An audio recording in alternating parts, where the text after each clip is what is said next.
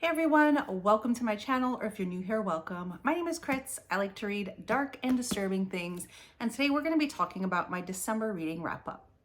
In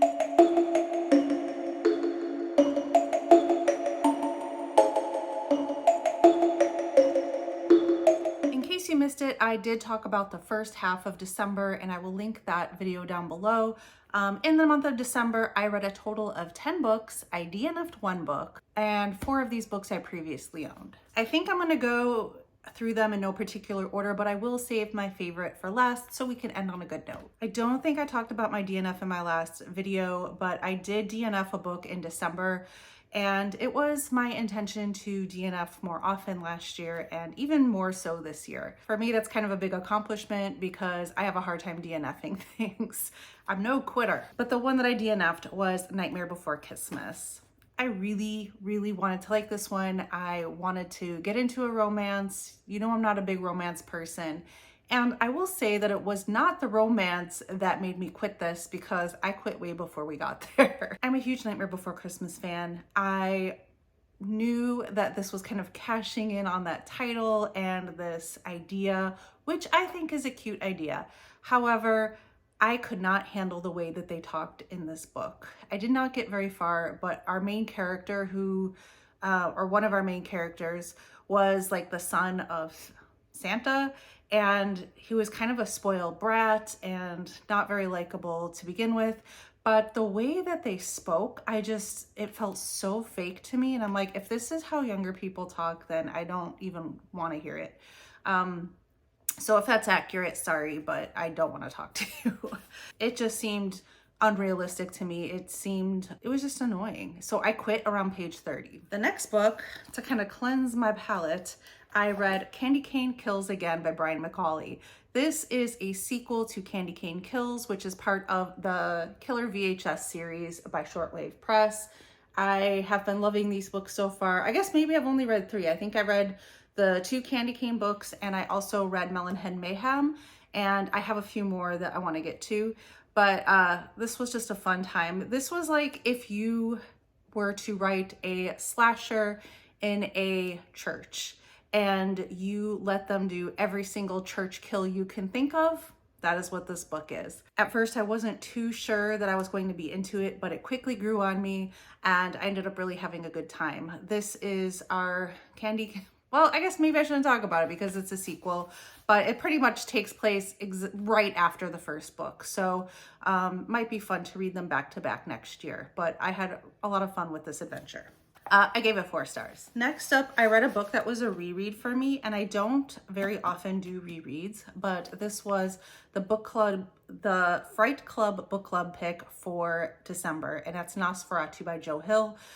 Cliff and we run a book club called Fright Club, and I will leave the Discord down below if you want to check it out. We pick a subgenre every month of horror, or it could be dark fantasy or something in the future. It doesn't have to be horror, but we picked holiday horror, and we found that it was really kind of hard to find one that wasn't just a novella or something really short. And we both really love this book.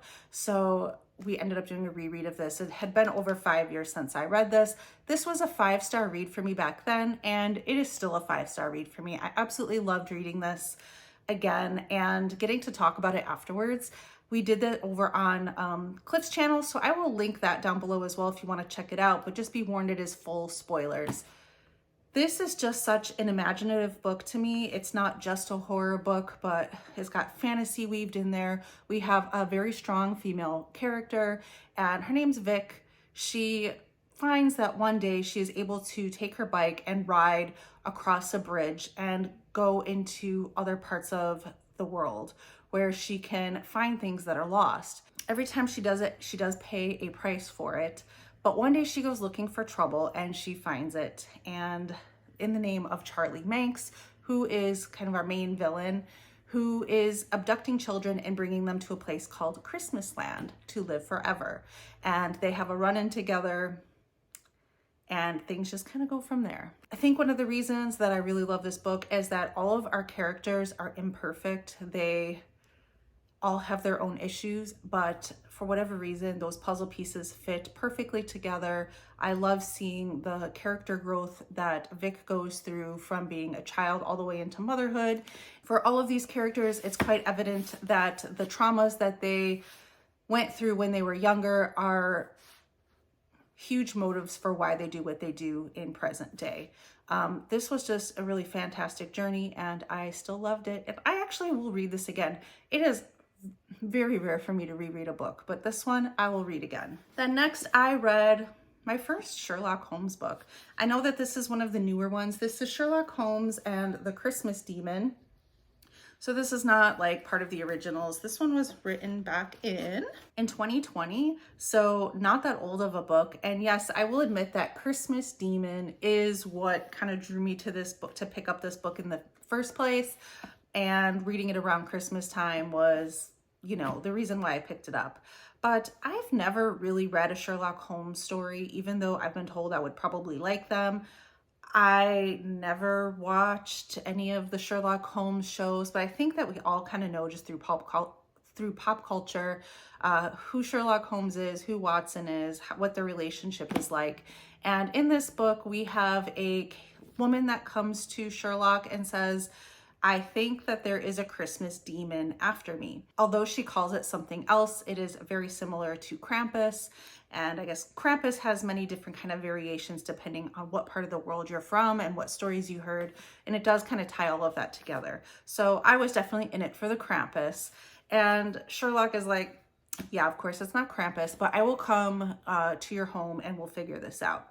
And while he and Watson are there, they're not really getting along with the family too well. Like they are kind of being kicked out when somebody gets murdered on top of it. So now they kind of have these two mysteries to solve, unless they are all one and the same. And I would just call this like a cozy, fun time. I know that we're talking about murder and whatnot, but I really just am probably in this for the banter between Sherlock and Watson, and just kind of like the, I don't know what you would call it. I don't know if it would be witty, or he's kind of snippy with Watson, but in a lovable way, I guess. But I really like the banter between the two, and that's why I was kind of interested in it. Otherwise, I might not have cared that much. But to me, it was just a cozy time. I would give it 3.5 stars. I would definitely pick up another Sherlock book based off of this.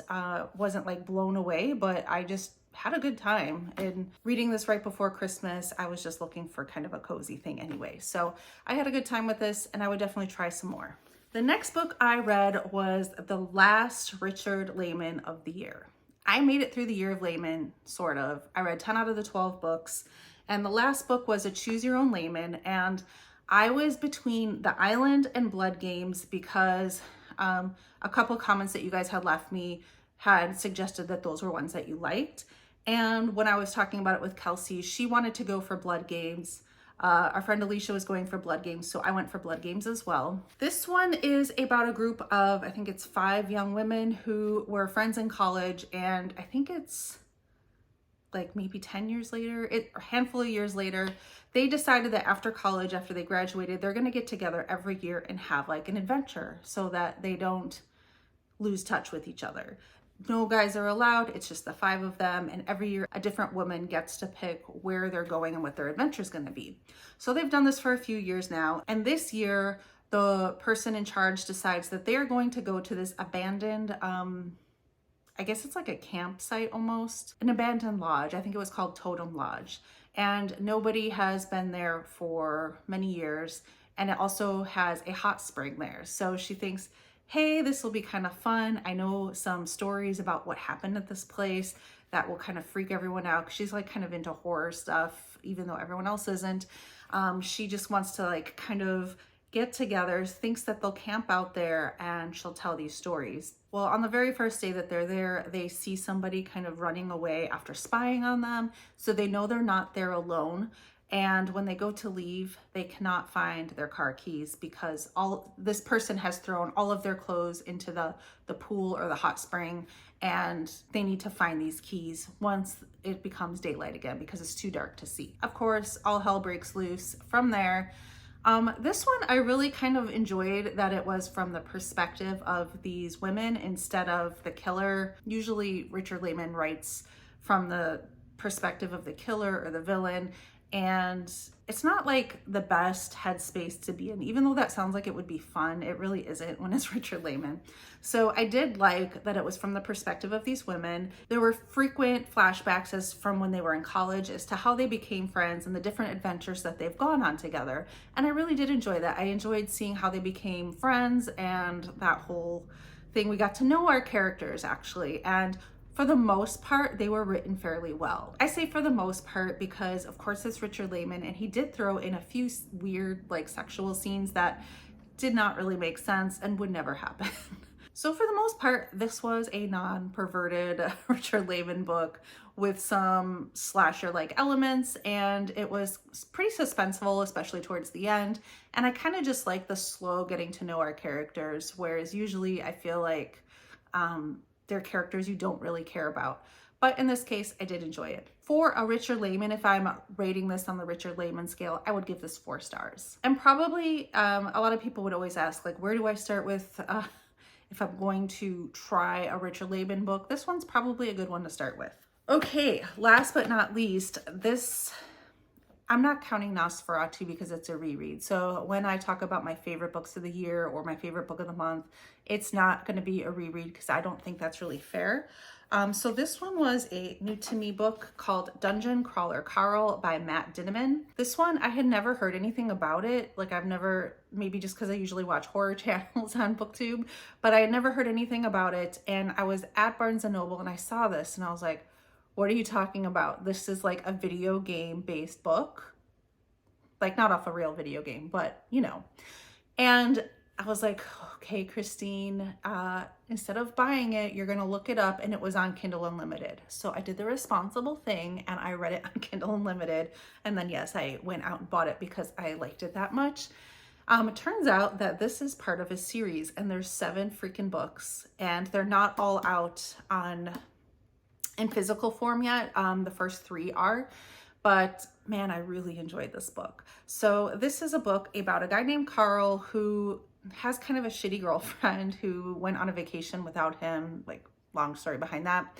But he's watching her cat named Princess Donut. The cat runs outside in the middle of the night and he has to go out and fetch her. And while he's out there trying to get her out of a tree, all of a sudden, every single building that is in existence just gets crushed flat, kind of like stomping on a soda can. And anyone that was inside is now gone. Then all of a sudden he hears this booming voice, almost like a narrator's voice, like over the entire world, letting people know that there are these doors spread throughout the world. And if they make it to one of these doors, they have a chance to fight for survival. So of course he finds one of these doors, and when he enters it, he's basically entering this dungeon that is laid out kind of like a video game, like if you were into role-playing games. And everything, he is suddenly put into this role-playing game where he has no equipment, he has nothing to start with, and he has to build up from scratch to earn experience, gain points to build his character, which is himself, and he has to fight to survive.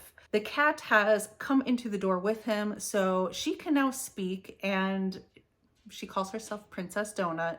I think her name was just Donut to begin with. And she is very much a princess because her owner had put her in a lot of like cat shows and she won all of these prizes. So she thinks she's a pretty big deal. For each level that they can make it through, they are closer to the end of possibly winning their freedom.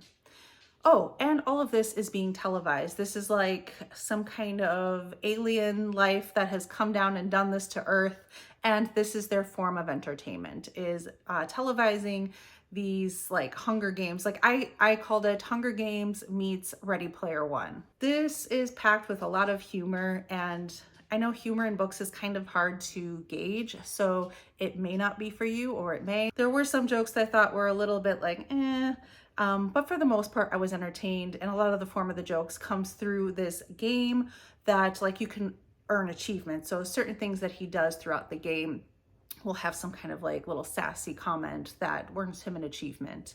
I'm not sure if this would be for everybody or not, because I'm a little biased in that I really do love role-playing games. I've played video games my whole life, and I like this type of humor. I like this type of setting, so I think it's a lot of fun. I'm not sure how we're gonna do with 7 whole books of this, but I'm really excited to find out. I'm really excited to get further into this series, and this was like pretty big. I think that they are all on KU at the moment, but I'm picking them up and collecting them as I can. I liked it that much. I don't think I could give it 5 stars because it's not life-changing. Like if we're looking at it purely from an entertainment value, yes, it's a 5-star book, but the writing and the themes in here are not, you know, life-changing, gonna stay with me. But I'm gonna give this a solid 4 stars, maybe even 4.5. I really had a good time, and this was my favorite book of December. All right, that was everything I read in the second half of December. Like I said, there is a link down below if you want to check out what I read in the first half. And I am ready for a new year. It's already January as I film this, so I'm already reading some new reads, and I am going into this year just wanting to mood read. Not caring about the content I make, not caring about if it's a sequel that you guys may not have read the first one for. I just want to really focus on reading for me and my enjoyment, and then just talking about it with you guys. And hopefully I can stick to that. Thank you guys so much for watching, and as always, stay spooky.